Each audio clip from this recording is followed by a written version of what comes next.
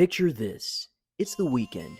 Your hobbies include reviewing anime and posting videos on YouTube. You're brainstorming ideas for a new review, and you keep thinking about Mobile Suit Gundam. You've been looking at reviews for the series, binging on model kit videos, and researching the various mechs throughout the series. You've seen Wing, Seed, and 00, but now you finally decide to give the movie trilogy version of the original series a chance. And by the end, you are no longer the same person.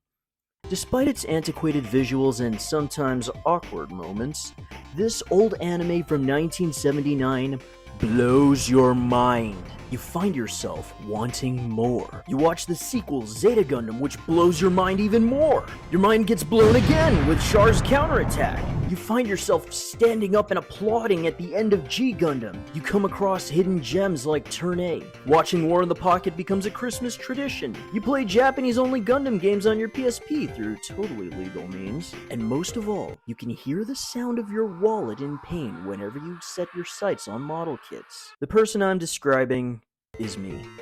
I have an unhealthy obsession with Gundam, but my obsession didn't become an obsession until I saw the original series. Gundam doesn't have the same worldwide reach as Shonen Jump's biggest names like Dragon Ball, One Piece, or Naruto, yet it is heavily intertwined and synonymous with Japanese pop culture, because in Japan, Gundam is a powerhouse franchise, and is as culturally relevant to its home country as Star Wars and Star Trek are to the West. The way anime is merchandised, the way stories are told, countless references can be traced back to Gundam in some way, shape, or form. There's definitely interest growing for the series, from cameos in Ready Player One, to video games, to a live-action movie being produced by Legendary Pictures, which I'm sure will be true to the source material as long as Netflix is not involved. Son of a bitch. If you told teenage me that I would find Gundam model kits in Barnes & Noble, I would be like, seriously? A bookstore? But with the series continuously growing and evolving, one has to wonder, does the original anime still hold up? What is it that has kept this franchise running for so long and turns people into Gunpla hoarding fanatics? And most of all, why Gundam? That's what we're here to find out. If you're a Gundam fan but never saw the original series, hey, glad to have you here. But this video is primarily for you. Yes, you. That person who's never seen Gundam but wonders why there are giant statues of these samurai-looking robots in Japan, and why your friend, relative, or date gets mad when you call their collection of model kits Transformers. Not only will we be talking about the original series, but the appeal of mecha in general and why you should give it a look if you've been on the fence about it, especially if you're an anime fan. So let's hop into the cockpit of an expensive military machine and launch into battle against a guy in a mask. This is why you should watch Mobile Suit Gundam. Before we get into the actual show itself, let's talk a bit about the time it came out and the man behind it. In the 1960s, Osamu Tezuka's Mushi Production would create Tetsuwan Atom and Tetsujin 28, two titles that featured robotic heroes. But it was the 70s that gave rise to the genre that would become synonymous with anime, mecha. Series like Mazinger Z, Voltes 5, and Combattler V would emerge from this blossoming concept of kids piloting giant robots to save the world from aliens, monsters, and mad scientists. What also emerged during this time period was the popularity of the space opera, specifically Space Battleship Yamato 2099, which debuted in 1974 but grew in popularity when the series was condensed in movie form in 1977. After the commercial success of a small independent film that never went anywhere called Star Wars A New Hope, or as it was originally called, The Adventures of Luke Starkiller as taken from the Journal of the Wills Saga 1, The Star Wars. After Mushi went bankrupt, many of its former staff would go on to found their own studios, including Sunrise. One of its key figures was Yoshiyuki Tomino.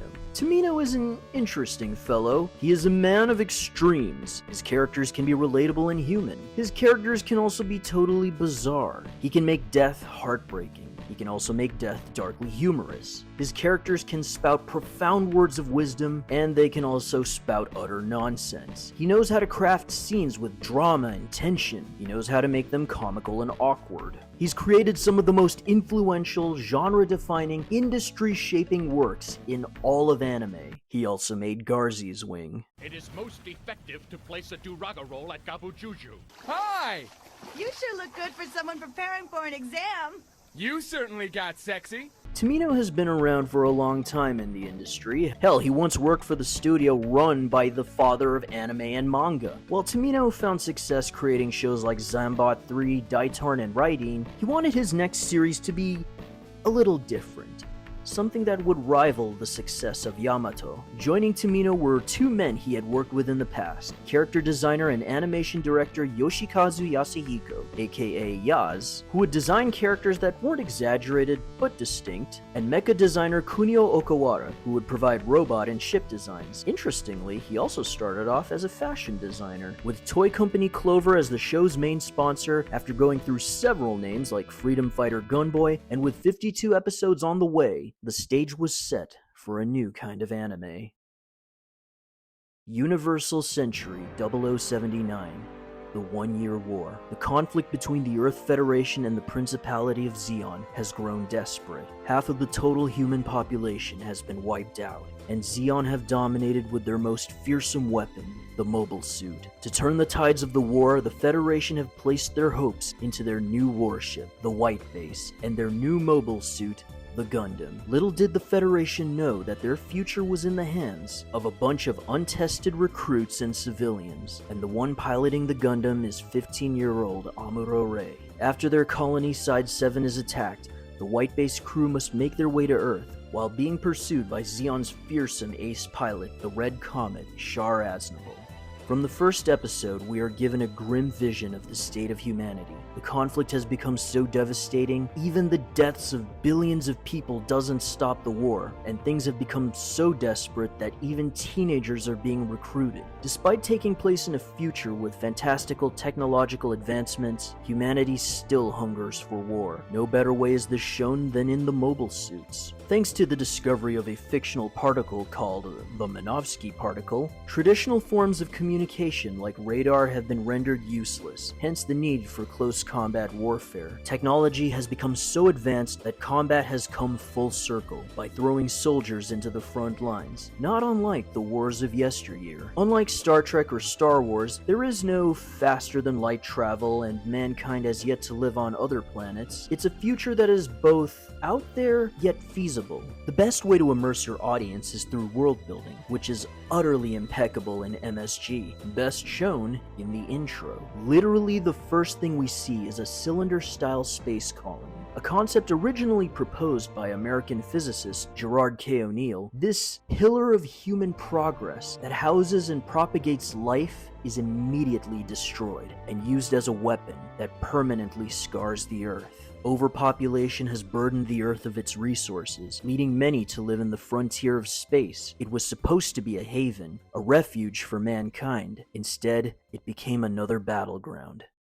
Considering what was around at the time, you can see why Gundam left an impression on people. Mecha during this period, called Super Robot shows, featured larger-than-life behemoths that battled monsters, aliens, and mad scientists. That's not to say these shows didn't have heavy stuff. Voltes 5 and Yamato in particular had the heroes fighting against ruthless dictators, and well, anything by Go Nagai.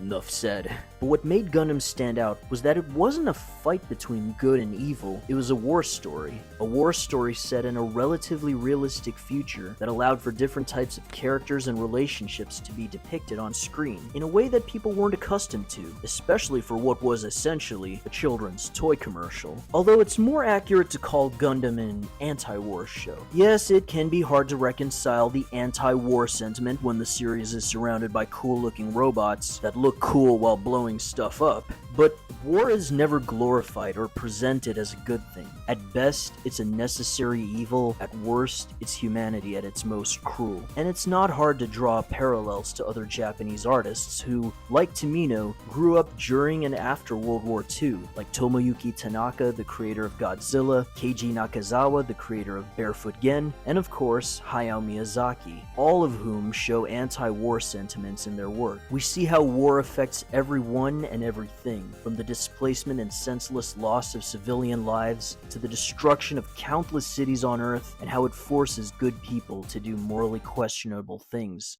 Ordinarily in a video like this, I would talk about the characters, but first, Let's talk some robots. Before Gundam, robots were often depicted as supernatural vehicles that were perfect for taking on the forces of evil. The mobile suits in Gundam, however, were treated more like tanks or fighter jets, but with limbs. They, of course, had their inspirations. They were based on the power armor mechs from the novel Starship Troopers. The beam sabers used by the Gundams seemed to be a nod to Star Wars, although the concept of laser swords had existed before. What I love about Gundam, though, especially the first series, is that the mobile suits and the ships aren't just cool toys for awesome battles. They're essential to the storytelling and world building. The battles carry tangible weight and consequences. What do I mean by this? Well, let's look at the beginning, when Amuro first pilots the Gundam. So he pulls out the beam saber and slices up Gene Zaku, this guy's Gene by the way, destroying its reactor and blowing open a hole in the colony, which sucks out Amuro's dad.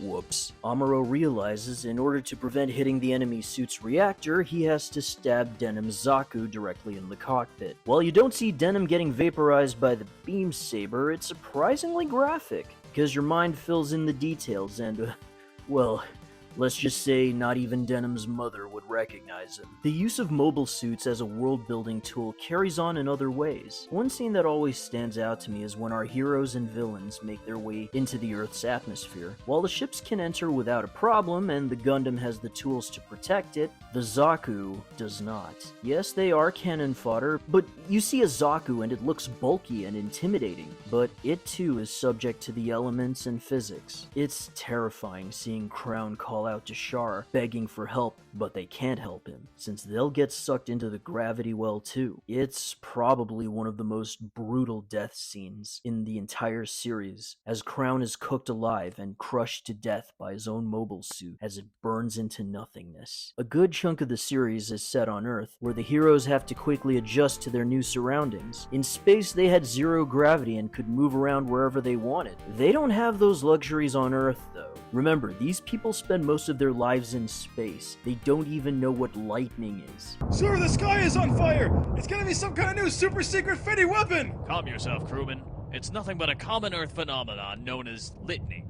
While Amuro is a quick learner, it's made clear by both his allies and enemies that the strength of his Gundam is the main reason he's still alive. Zeon throws newer and more specialized mobile suits and large mobile armors to take on the Gundam. They grow stronger and more vicious, and Amuro has to keep up with them. This is no Zaku, boy! No Zaku! Despite being the innovator of realistic robot shows, Gundam does retain some of its super robot trappings. The colorful hero mech, the fact that said robot is created by the main character's father, the main robot team includes 3 pilots, and the TV show follows the Monster of the Week format, or in this case, the Robot of the Week. Some of the Gundam's weapons are pretty outlandish, like the beam javelin and the hammer, which are awesome! Yet despite how old-looking the mechs are, there's so much charm and character to their designs. They're memorable.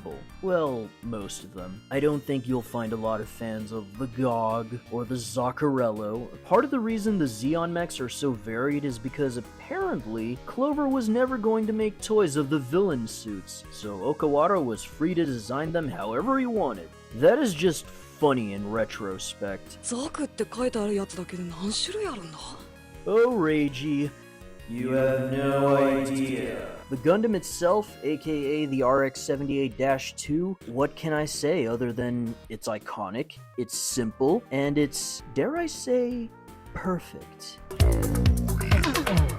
It looks heroic, but not over the top. It has a recognizable silhouette. It's colorful without looking garish. The only thing more perfect than the RX-78 is its origin redesign. It's easy to make assumptions that the robots are more important than the characters in a mech show, but is that really such a bad thing when the robots are characters in and of themselves? Oh yeah, the characters. The factions of Mobile Suit Gundam are clear-cut. Federation good guys, Zeon bad guys. But the people are more complex than that. The Federation has its share of uptight, arrogant bureaucrats and drunken buffoons, and the Zeon have soldiers who actually have a sense of honor and seem like regular people. The one scene that sticks out to me is when Rambaral's crew infiltrate the White Base, and they're all shocked to find that their personnel consists of kids and teenagers. But of course, there is one character who treads the line between good and evil, and is arguably the most complex and most important character in the entire franchise.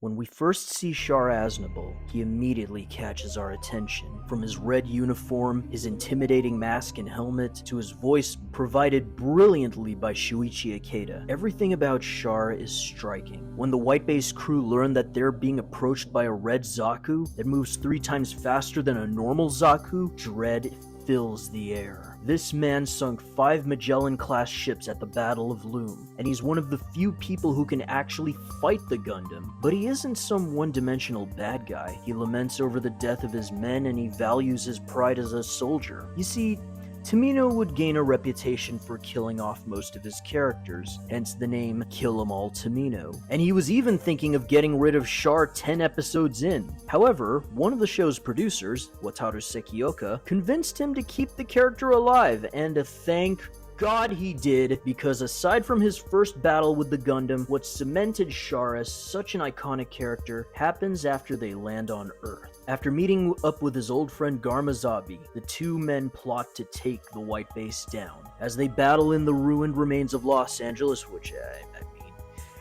pretty much looks like Los Angeles now, Char instructs Garma to attack, only for him to be surrounded by White Base and its forces. Char has betrayed Garma. ガルマ、聞こえていたら君の生まれの不幸を呪うがいい。君はいい友人であったが、君の父上がいけないのだよ。And in one last act of desperation, Garma dies trying to take down the Federation ship. This moment completely changes our view of Char. He isn't just this cool antagonist, he clearly has an agenda that has nothing to do with the Gundam. He seems like he could be the main character of his own story, and funnily enough, he did. He's out for revenge against the Zabi family, who usurped his own family by killing his father Zeon Daikun and forcing him and his sister into hiding. The Zabis took the nation of Zeon for themselves and brought us to where we are now in the One-Year War, committing unspeakable war crimes and atrocities. Now you're probably saying, wow, Chris, thanks for spoiling that, you stupid idiot. First off, a 40-plus-year-old show. It happens very early on, and Char is the only Zeon soldier who constantly wears his mask around his fellow soldiers. Clearly there is something going on with this guy. I'm sure you can put 2 and 2 together. There's a lot more I want to say about Char, but I'll save that for another time. Nudge, nudge, wink, wink. But of course, this series wouldn't be compelling if it weren't for its cast of memorable protagonists. They seem straightforward enough in their personalities, but they're also surprisingly nuanced. The show does a fairly good job at reminding us that while most of the White Base crew are capable of holding the ship together, they're all still young and inexperienced,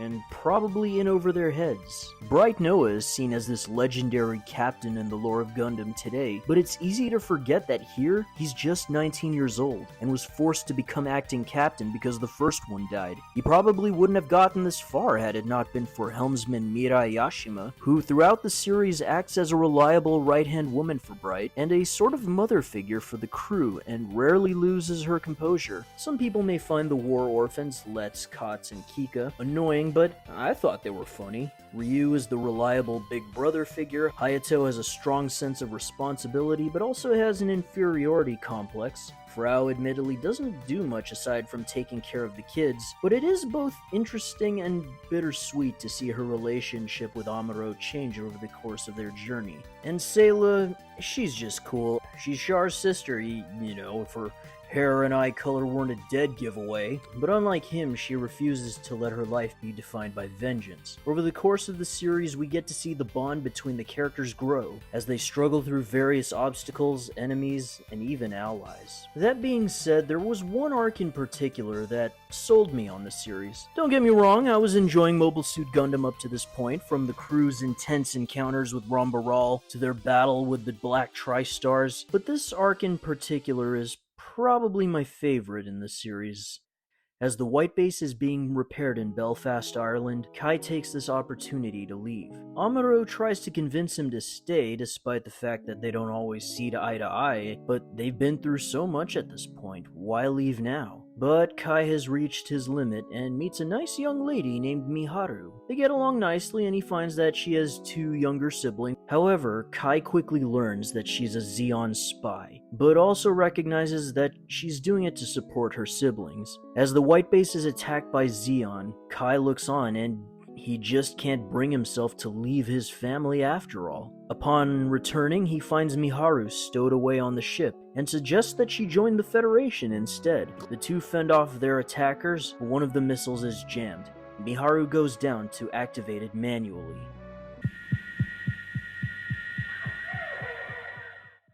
Miharu falls to her death, her body forever lost to the sea. The crew searches for Kai, only to find him utterly heartbroken. I have a soft spot for characters who start off as comic relief but are also sympathetic, and Kai, who up to this point has been a snarky, sarcastic, self-admitted coward, finally overcomes his cowardness, and instead of being rewarded for his selflessness, he loses someone who he just met and maybe could have had something more with. Of course, you may have noticed that there is one character I've neglected to talk about, the most important character in the series, and the heart of Gundam. When compared to some of his contemporaries, Amuro doesn't look or act like your usual anime hero. He doesn't have wild, spiky hair, he's not strong or athletic, he complains a lot, he's antisocial, he's not a hero. He's an ordinary teenager. He'd rather keep to himself and tinker with gadgets than interact with other people, and it's not hard to see why. His dad is rarely home, and his mom stayed on Earth instead of joining them in space. And in his small-knit community, people know of his reclusive behavior, and some even deride him for being an Earth elite. It's not hard to see why Amuro acts the way he does. Despite his flaws, you can't really blame him for being the way he is. On one hand, he just wants to be left alone to his own devices. On the other hand, there's something he desires most, a connection to someone, to feel needed. The Gundam isn't just a tool or a weapon.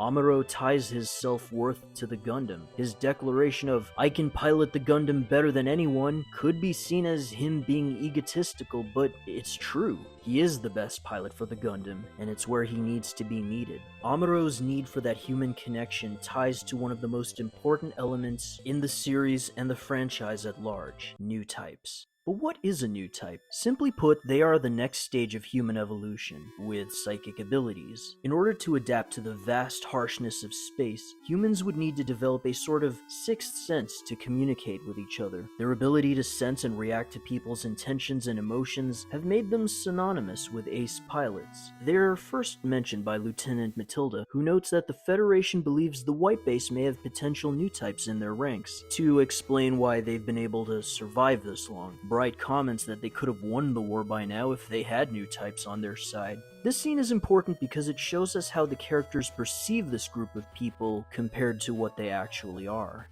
A lot of things about new types are left vague, and I think intentionally so. They're supposed to be evolved space people, but Amuro, who is later confirmed to be a new type, was born on Earth. It's more accurate to call them empaths rather than telepaths. People, especially Zeon, view them as war machines, but, well, they don't exactly respond well to death.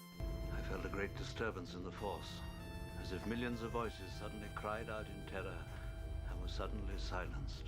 New types are meant to understand others without misconceptions, and the way the world views them is one of the greatest social conflicts in the universal century. Some claim that new types are nothing more than a convenient plot to explain why Amuro could pilot the Gundam easily. You know, if the whole skimming through the Operation V manual wasn't convincing enough. I mean, I thought it was. He is a whiz kid after all. As time goes on, Amuro continues to grow and mature as a character, relying on his friends and becoming reliable himself. However, while his new type abilities continue to grow, it also becomes another obstacle in and of itself when it comes to dealing with people. While on Side 6, he reunites with his father, but due to oxygen deprivation ruining his mind, he has now been reduced to a babbling fool, believing he was still working with the military, and hands his son a new part for the Gundam which even Amuro could tell was a piece of junk. Amuro's dad was already pretty distant, but now he was further than ever before.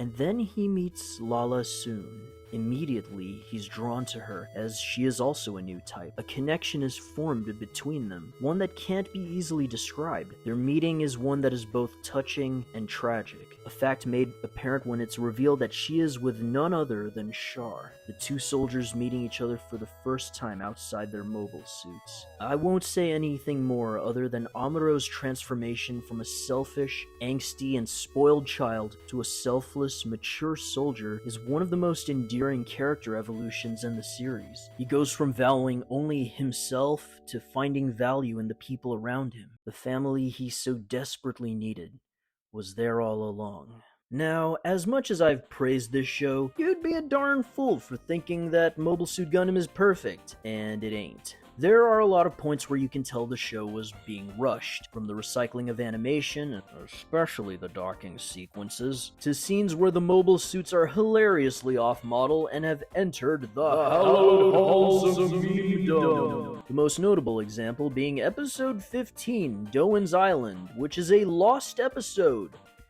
in America. Tomino didn't like it, so it was never localized, even though honestly it's not that bad. Yet it is an episode so infamous it got its own movie, wait what? And the Mobile Suit of the Week formula gets tiring after a while. Though many of the series' issues are fixed in the movie trilogy, which I'll get into later. In spite of its flaws though, Gundam had all the ingredients to be a success.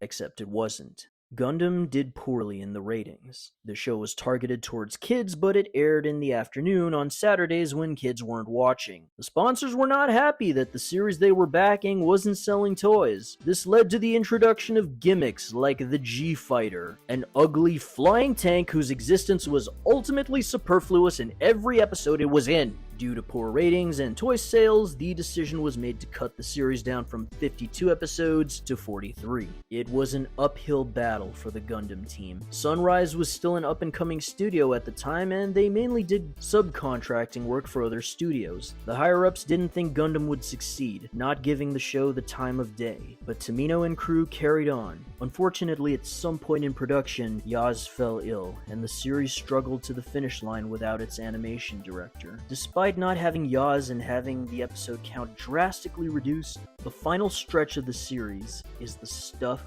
legends are made of. It felt like everything the series had been building towards came to fruition here. Sayla reuniting with her brother, the tragic encounter between Amuro, Char, and Lala, Amuro and Slager battling against Daniel Avedaniel's favorite mobile armor, the last shooting. These moments and images are forever etched into anime history. The final battle has everything: loss, regret, betrayal, danger, love, hate, and above all else, hope. Hope that Newtypes will be the future of humanity. The most devastating war the universal century has seen has come to an end, and a chance for a brighter tomorrow arises. While Gundam didn't quite attract the kid demographic, it did attract another very vocal and very passionate audience: teenagers and adults. They didn't buy toys, but they did buy model kits, and Bandai knew this. They capitalized on this market and secured the license for plastic models. The models sold immensely well, and since then, Gundam and Bandai have been linked to the hip, selling more than 700 million kits at the time of this writing, creating an entire subculture in the process. Another area that Gundam sold well was music, and I'm talking the soundtrack, which, selling the OST of an anime, it was unheard of back then. But because it sold well, you could always count on Gundam to have stellar music. And much like Star Trek in its infancy, Mobile Suit Gundam found new life in reruns. This newfound popularity would lead to the movie trilogy. In an effort to recapture the success of the Yamato film, it was suggested that the entire series be combined into one movie. Tomino didn't like that idea, and needed a trilogy to showcase his vision of the series. By this point, the popularity of Gundam had increased immensely. Fan clubs had formed in schools and colleges. Model kits were selling like hotcakes, and interestingly, the series attracted female audiences, which was unusual for robot shows at the time. And on February 22nd, 1981, the premiere of the first Mobile Suit Gundam movie at Shochiku Cinema in Shinjuku was met with thousands of fans. There were so many people, security guards had to be hired to prevent a riot. An article from Asahi Shimbun declared this event the day that anime changed. Now, which one should you watch? The TV series or the movie trilogy? They have their pros and cons, of course. The TV series is the full experience, though it can get repetitive with its enemy of the week format, and it recycles animation quite a lot. The artwork does get a bit wonky and off-model a lot, many of which have entered the hallowed halls of memedom. You get more out of the characters in terms of their development. It's the version that also has the better English dub. I mean, you know, if you're a filthy heathen. And of course, the dub is missing episode 15. The same episode 15 that has an entire movie based on it. What even is reality? Oh, by the way, it's actually pretty good. The movie trilogy, naturally, compresses the whole series, but it does it pretty well. The Mobile Suit of the Week format is, of course, drastically reduced. Each movie is 2 hours long, so it keeps most of the important stuff, and you won't get the impression that you're missing anything vital aside from Operation Odessa, which is skimmed over, and characters like Makuve just sort of disappear towards the end. They also leave out, of course, the quest for salt! Some scenes are reanimated, with most of the new animation being in the third movie. Also, some of the more super robot-y elements from the show are removed, like the G-Fighter, thank God. I say if you're strapped for time, the trilogy is the ideal way to go, and it's how most people were introduced to the series. It's how I got into it, and I never looked back. With layered characters, memorable action, and a great story, surely this franchise would succeed in the West, right? Right? Well, in 1991 there was a thing called Doozy Botch, which thankfully never got off the ground, and oh yes, we will talk about that in due time. In 1998, the movie trilogy was released on VHS subtitled and then dubbed a year later. It didn't do that well, especially since anime was still pretty niche at the time, but the dub had a few interesting choices. Bright sounded British for some reason, Sayla sounded Hispanic for some reason, and Char was voiced by a young Steve Bloom. Either way, it was clear that Bandai wanted to bring their cash cow to a new audience. And after the success of Gundam Wing on Cartoon Network's Toonami block, Bandai Entertainment thought it was a swell idea to suddenly bring this old anime to an audience that wasn't aware that the two shows were from different timelines. Kids were wondering, where was Hero? What's Zeon? Why does this show look old? What's a Zaku? This wasn't Wing's fault, of course. Honestly, Mobile Suit Gundam was the right series at the wrong time in the wrong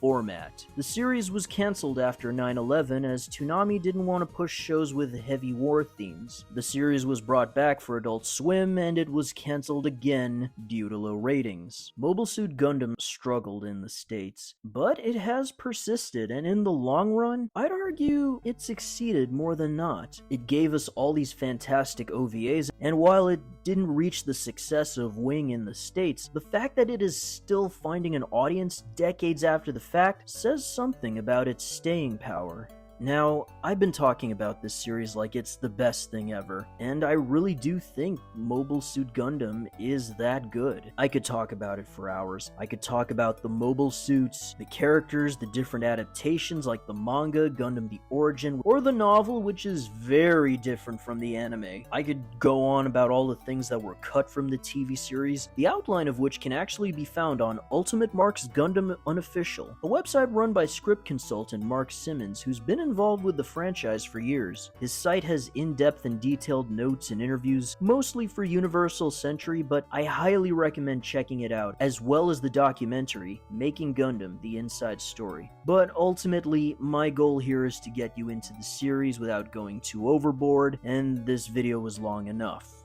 If you've gotten this far, first off, I just want to say thank you. And second, some of you may be asking, Chris, this sounds cool and all, but I'm just not into robots. What's the appeal of mecha anyway? Well, hypothetical person, I'm glad you asked, because I've been thinking about this question quite a lot. Allow me to share a little story. I talked to one of my coworkers about anime. He seemed like the analytical type, so I asked him if he liked mecha. Hey, I'm a nerd, I can stereotype my own people. What do you mean, you people? He said that it made no sense to use giant robots as weapons, and that Dragon Ball, a series where people fly, shoot energy blasts from their hands, and change their hair color by screaming a lot, makes a lot more sense to him.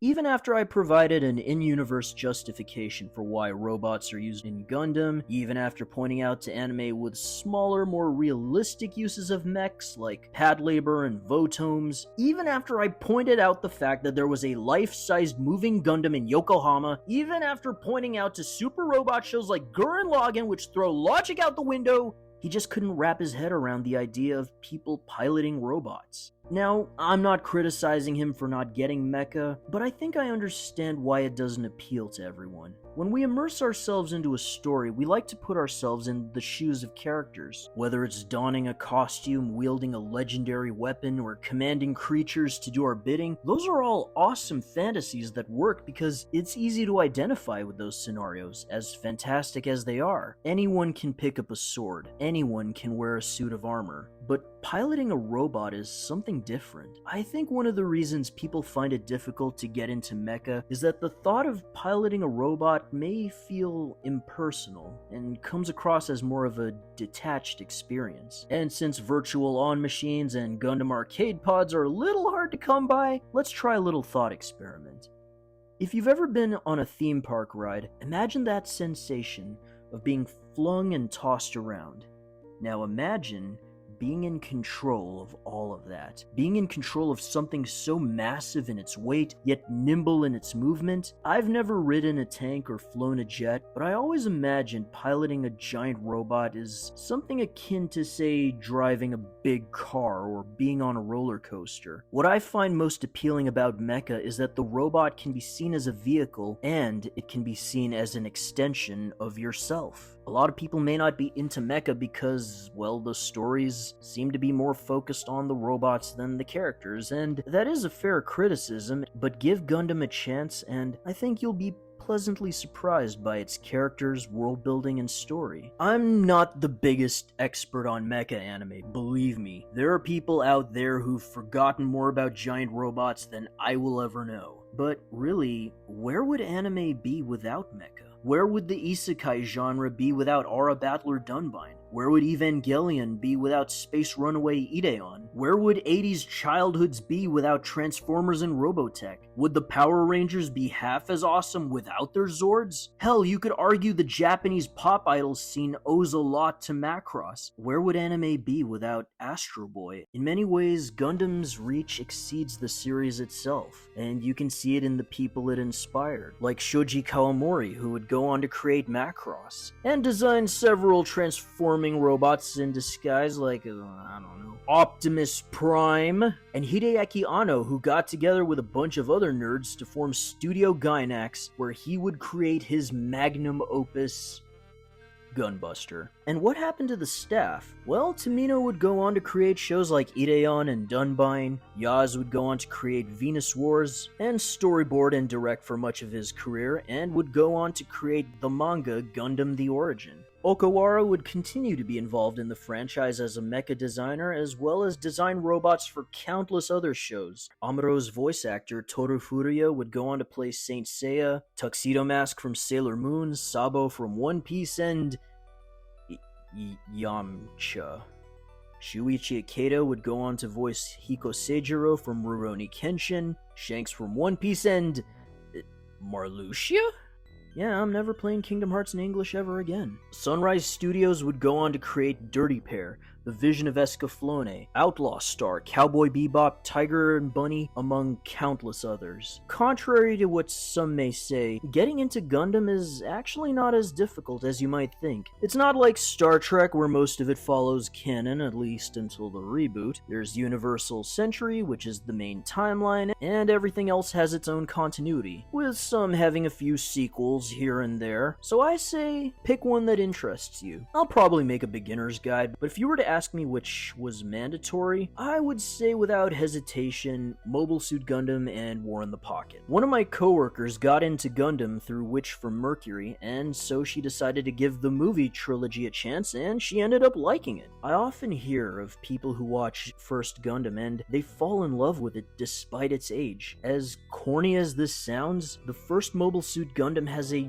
certain power to it. It captures the imagination and makes people want to explore that world. It started off as a project that the higher-ups didn't believe in, was criticized by sponsors for trying to be different, and nearly fell into obscurity. But the hard work and effort of Tomino, Yaz, Okawara, and everyone who worked on that show paid off, and that effort shone through to the people who watched and loved it. Just as the White Base crew found its way into Abawaku and won the war, Mobile Suit Gundam won the hearts and minds of Japan. It showed that anime wasn't just kids stuff. It could tell stories that were complex, tragic, and relay the importance of valuing the people around you. To this day, every Gundam series credits not just Tomino, but Hajime Yatate, a pseudonym for the staff of Sunrise. One of the joys of experiencing Gundam is seeing how it evolves over the decades. This franchise has been around since the 70s, and it has gone through various art styles, told stories in different ways, reflecting the times Gundam has seen and made anime history. I think what helped me put this all into perspective was when I visited Tokyo for the first time in 2019, and I saw the life-sized Unicorn Gundam statue in Odaiba, and I gotta say, to finally see a life-sized version of something that only fit on your desk or on your screen, it does something to you. And while it was great to visit the Gunpla Museum in the building, I honestly could have spent the whole day just staring at that Gundam.